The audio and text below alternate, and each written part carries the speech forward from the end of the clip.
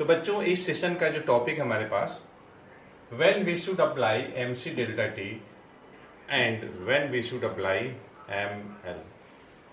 यहाँ पे आप देख रहे होंगे कि एक जगह है आपका mc डेल्टा टी और एक जगह ml है। m क्या है? मास है, mass of the substance. c आपका स्पेसिफिक हीट कैपेसिटी है और delta T change in temperature है। चेंज इन टेम्परेचर में राइज इन टेम्परेचर भी हो सकता है, फॉल इन टेम्परेचर भी हो सकता है। यहाँ पे m मास है, l आपका लेटेंट हीट है। ये लेटेंट हीट ऑफ फ्यूजन भी हो सकता है, लेटेंट हीट ऑफ वेपराइजेशन भी हो सकता है। तो हमारा इस सेशन का टारगेट ये है कि mc डेल्टा टी कब इस्तेमाल करेंगे और ml कब इस्तेमाल करेंगे, क्योंकि बच्चों को अक्सर ये डाउट होता है। तो चलिए मैं इसको अब क्लियर करता हूं। जैसे मान लीजिए कि हमारे पास आइस है और यह जो आइस है, सपोज कर लीजिए ये आइस जो है -10 पे है, -10 डिग्री सेल्सियस पे है, ठीक। और इस आइस का मात्रा हम मान लेते हैं कि m है। जब आप इसको हीट करेंगे तो क्या होगा? जब आप हीट करेंगे तो ये डायरेक्ट आइस से वाटर में कन्वर्ट नहीं होगा। सबसे पहले आइस का जो टेम्परेचर है वह टेम्परेचर राइज करेगा और राइज करते करते ये 0 डिग्री सेल्सियस पे आ जाएगा। इसके बाद कहीं जा करके यह जो आइस अब है, ये आइस कन्वर्ट होगा वाटर में, कीपिंग टेम्परेचर कांस्टेंट। मतलब टेम्परेचर कांस्टेंट रहेगा, स्टेट का चेंजिंग होगा, स्टेट चेंज होगा। उसके बाद क्या होगा कि इसका टेम्परेचर बढ़ने लगेगा और एक टेम्परेचर ऐसा आएगा कि वाटर का जो टेम्परेचर है 100 डिग्री सेल्सियस हो जाएगा। और उसके बाद यह जो वाटर है स्टीम में कन्वर्ट होने लगेगा, स्टीम में कन्वर्ट होने लगेगा 100 डिग्री सेल्सियस पर ही। तो अगर आप इस फ्लो चार्ट को ध्यान से देखेंगे तो यह फ्लो चार्ट बहुत सारी कॉन्सेप्ट को आपको अच्छे से एक्सप्लेन करेगा। जो भी आप हीट सप्लाई करते हैं, चाहे आपका सोर्स कुछ भी हो, अगर आप हीट सप्लाई कर रहे हैं तो आपको mc डेल्टा टी और ml कौन सा लगाना है, उसके लिए आपको क्या ध्यान देना है। इस फॉर्मूले में mc डेल्टा टी क्या है? m stands for mass, c for specific heat capacity और delta T change in temperature है। तो जरा इस फ्लो चार्ट पे ध्यान से देखिए, आइस यहां भी लिखा है, आइस यहां भी लिखा है, मतलब state is not going to change. जब आप आइस को हीट करेंगे तो डायरेक्ट उसका जो स्टेट चेंज नहीं होगा, पहले टेम्परेचर राइज होगा। तो टेम्परेचर -10 से 0 हो गया तो राइज इन टेम्परेचर हुआ 0 -10 डिग्री सेल्सियस।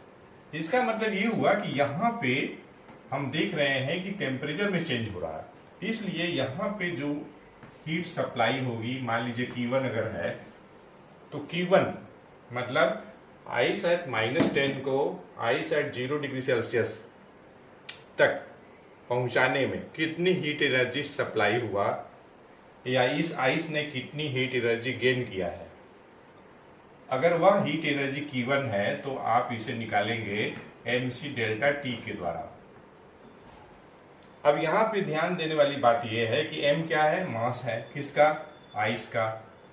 c क्या है? स्पेसिफिक हीट कैपेसिटी है, किसका? आइस का। Delta T rise in temperature है, -10 से यहाँ पे 0 हुआ है तो यहाँ पे हम डेल्टा टी 10 लेंगे। जो भी टेम्परेचर यहाँ पे दिया रहेगा तो 0 में से उसको माइनस कर देंगे। तो यहाँ पे एमसी डेल्टा टी लग गया। क्यों लग गया? क्योंकि स्टेट वही है, टेम्परेचर चेंज हो रहा है। जरा यहाँ पे देखिए, आइस से वाटर, स्टेट चेंज हो रहा है, टेम्परेचर वही है।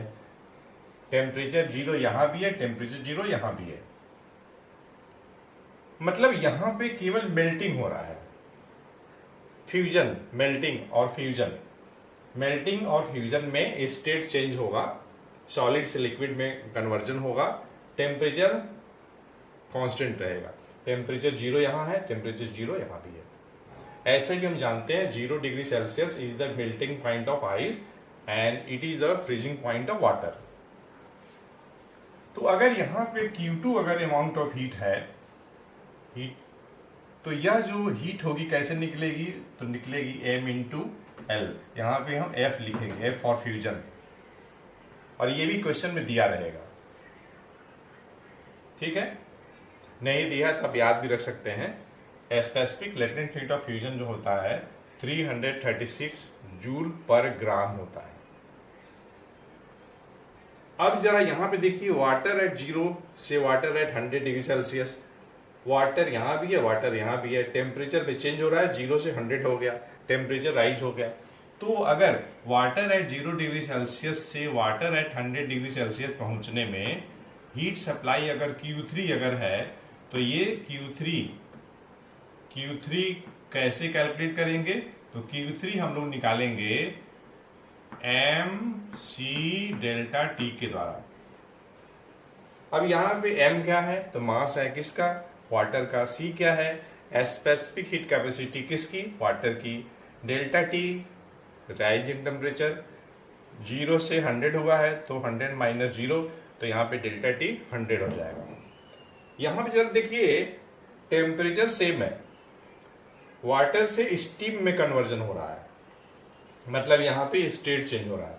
तो अगर इस केस में अमाउंट ऑफ हीट सप्लाई अगर Q4 अगर है, तो Q4 हम कैसे निकालेंगे? ML और ये V फॉर वेपराइजेशन। तो इस टाइप से हम लोगों ने ये देखा कि जहां कहीं भी स्टेट चेंज होगा, स्टेट चेंज, आइस से वाटर, टेम्परेचर 0 यहां भी है, टेम्परेचर 0 यहां भी है, M इंटू एल लगा लिया। वाटर से स्टीम बना, टेम्परेचर 100 यहां भी है, 100 यहां भी है, तो Q बराबर M इंटू एल लगा लिया। V for vaporisation, F for fusion. और जहां कहीं भी टेम्परेचर चेंज हो रहा है वहां पे हम लगाएंगे MC डेल्टा T।